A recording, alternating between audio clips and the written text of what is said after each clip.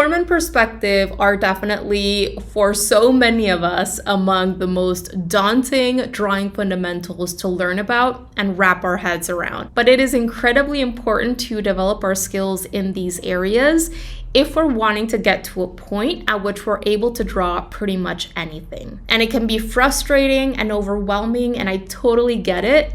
But with the right exercises in the right order, you can progress your skills way faster and avoid a lot of the unnecessary frustration. In this video, I'm going to be sharing a powerful exercise that I often share with my students who are wanting to grow in these areas. And what's super cool about this one is that you can make it more or less challenging depending on where you're currently at in your journey. Welcome back to my channel. If we've never met before, my name is Erica, and on here I share videos on watercolor, sketching, artist mindset, and from time to time, I also share videos on starting and growing your art business. If that sounds interesting to you, make sure to subscribe and join this great art community. It's completely free and it does a lot to help ensure that I can keep creating these videos to share on here. So today I am taking you step by step through an exercise in which we're going to be drawing a stack of books together. These books are going to be visualized as rectangular prisms, and what's super challenging is that each book has a different orientation in space. They are rotating at different angles. And what we're going to be doing, aside from learning to visualize what we're observing as a simple three-dimensional form, which in this case is a rectangular prism, is we're going to be carefully observing the shapes and angles created by the different planes of these rectangular prisms so that we can recreate them and build those forms in our drawing for a believable result. I have included important information for success, and I have also kept my mistakes in the video so you can see what I did to fix them. All right, with all this said, let's jump in. These books are just rectangular prisms. And if we're able to draw these rectangular prisms efficiently with consistent perspective, the hard part of the drawing is done, because from there, really all we have to do is add in a little bit of nuance and detail, and we'll end up with a believable sketch of a stack of books. Form and perspective are everything when we're trying to draw something in a believable way. And this is especially why this kind of exercise is so key. And remember, most things around you, especially the man-made objects, can be simplified into one simple form, such as a rectangular prism, a cube, a cylinder, triangular prism, and so on, a part of a simple form, or a combination of simple forms. And this is why knowing how to draw simple forms from different angles and perspectives, as well as understanding about foreshortening, is so important. If you haven't checked out my videos where I explain about 1 and 2 point perspectives, the differences between each, and I take you through simple exercises where we're drawing simple forms on grids, I would highly recommend checking those out because they will help you understand essential aspects about this drawing fundamental, such as the horizon line or your eye level as the viewer of the scene, vanishing points, converging lines, and so on and so forth. If I hadn't practiced with those kinds of exercises first, there is absolutely no way that I would be able to draw something like this as easily, and I would have a way harder time telling mistakes. Links to those videos will be in the text section of this post right below. What we're working on today is referred to as informal perspective. This is the kind of drawing where there is a lot of perspective work involved, and we're certainly bringing in our understanding of linear perspective and form, but we're not really taking time to add in vanishing points or extra lines with grids and stuff like that. We're doing it a lot more intuitively, checking on mistakes and correcting as we go. Before putting pencil to paper, I always like observing the reference or whatever I have in front of me first and understanding where my eye level is in relation to the subject or objects.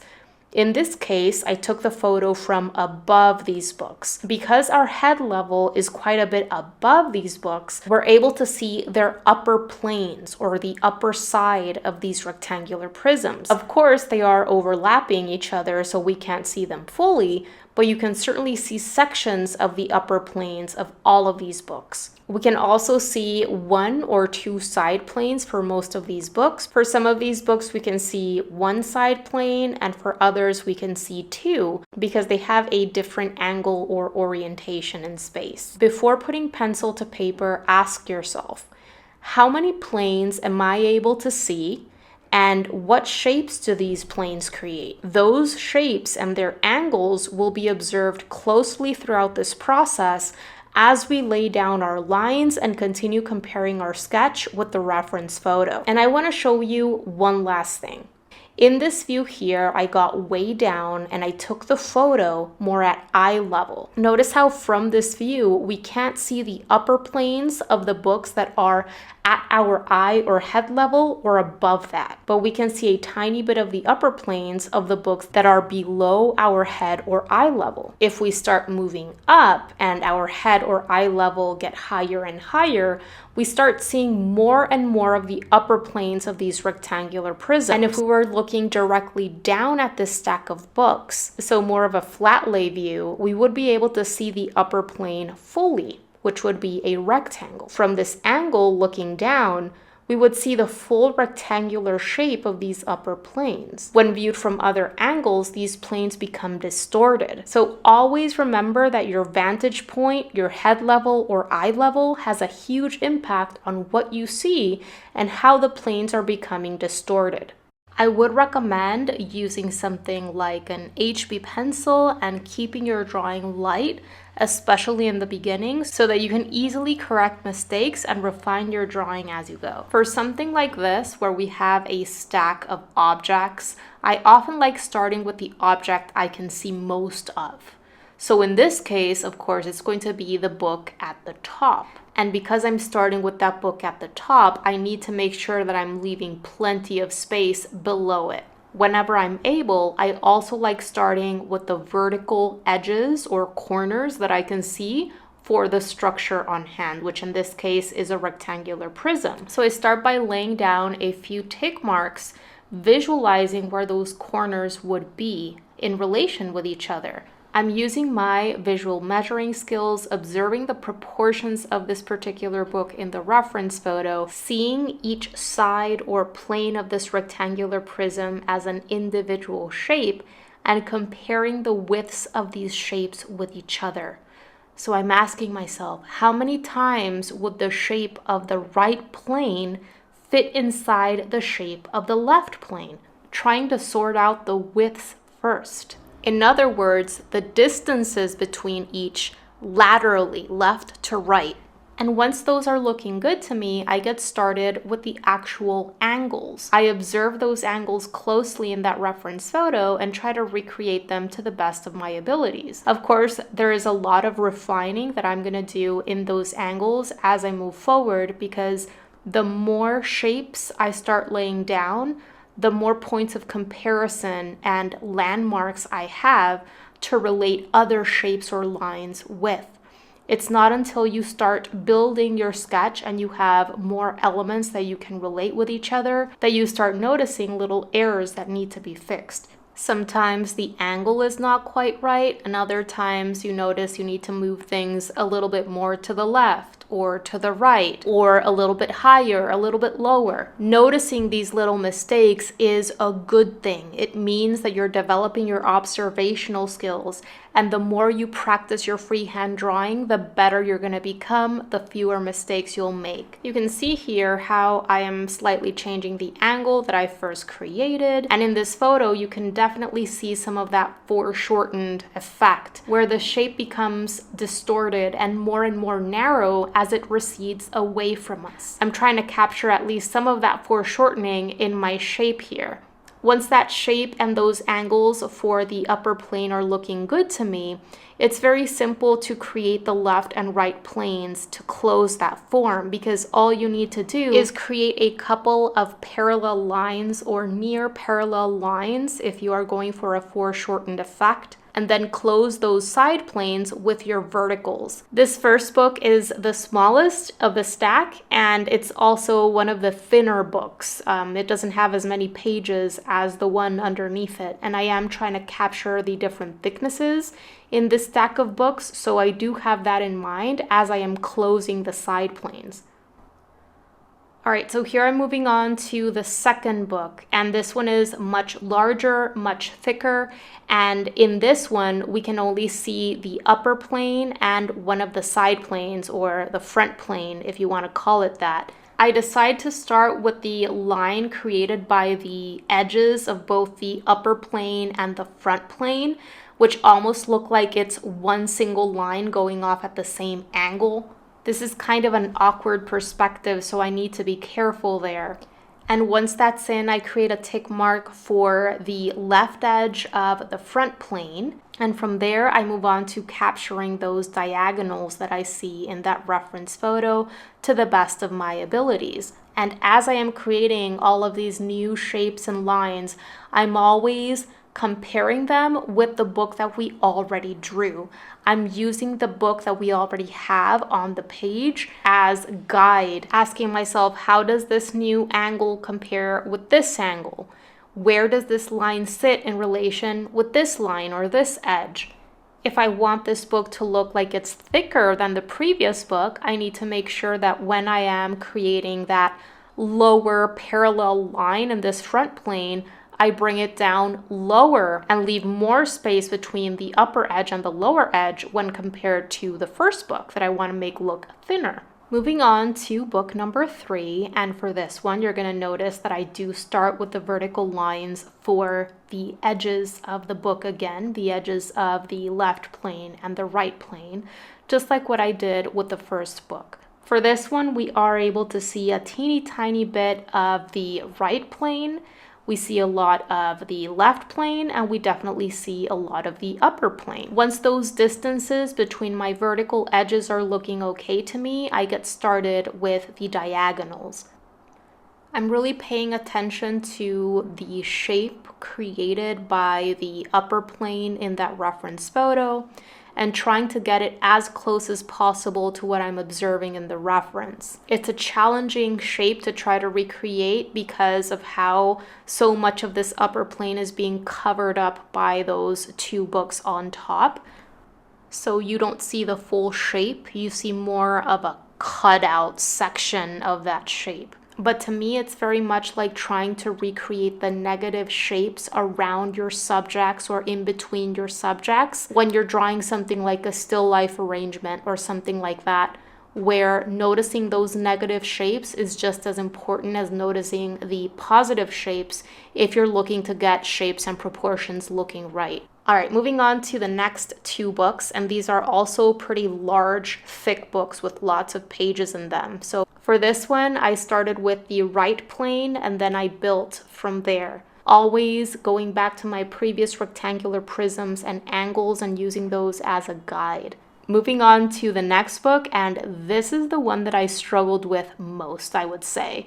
You're going to notice that I do plenty of erasing as I continue correcting my angles and my plane shapes because things are just not making sense. I noticed that I don't have enough space to draw that shape for the visible part of the upper plane right here on the right. So I end up bringing up the lower edge of the previous book to create more space for this shape. And I also bring down and correct the angle of the upper edge of this book at the bottom.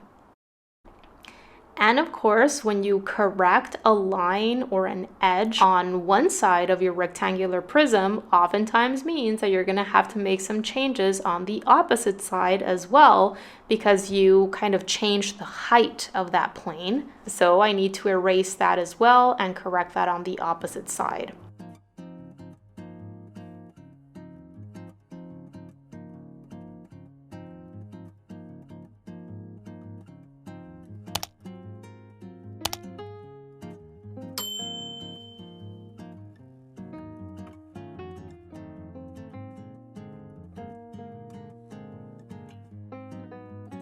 And once I feel I have enough space and the angles are looking right, and I corrected that previous rectangular prism, I can continue building the one underneath.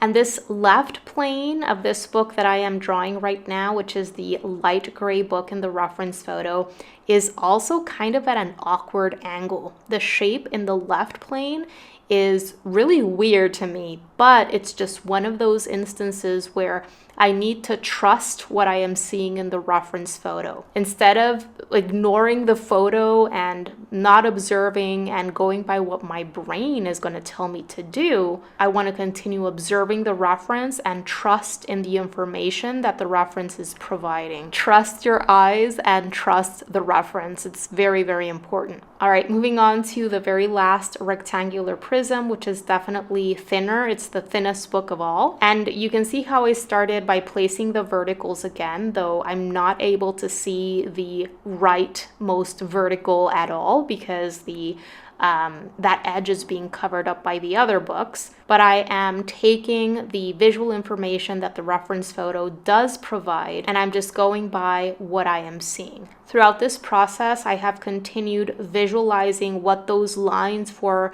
all of these edges of these rectangular prisms would look like if they weren't covered by other books. I many times drew the line over the previous structure so that I can ensure that my lines are straight and consistent. Okay, so I'm all done creating those rectangular prisms. Perspective is looking consistent to me. This stack of rectangular prisms looks like it is on a surface. Nothing looks like it is tilting or floating in the air. And I'm happy with how things are looking. Proportions are close to what I am seeing in the reference photo. So if everything is looking good, you can now move on to adding nuances, little imperfections, making these forms actually look like books. And this is the easy part. You can be more expressive, you can bring in your artistic license. And because you started with a solid foundation that is grounded in reality, form, perspective, and all of this is looking believable, you can now develop more detail and be a little bit more expressive and loose, and your results will be believable. So I just added a few more lines parallel to the ones that I've already added pretty much, maybe curving the spine of the book a little bit, whatever you would like to do. At this point, I switched on over to a softer pencil grade. I believe this is a 4B pencil, and I'm just adding a little bit of contrast to my line work.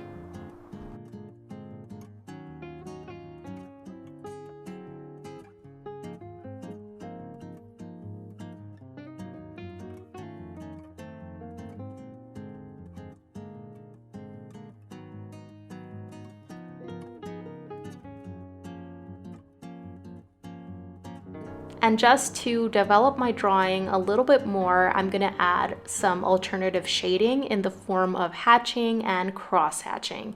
This is totally optional. The objective of this study is already kind of checked off here, but you can definitely practice your shading if you want to. When I took this photo, the stack of books was in front of one of the windows in my studio, so there was natural light coming in through my window from behind the stack of books. And so the shadows are on our side, opposite to the light source. I just used 2 different pencil grades for the sketch, and I switch between the 2 depending on the value that I'm trying to develop. If I want to create a lighter value, I use my harder pencil grade, and if I want a darker value, I use my slightly softer pencil grade.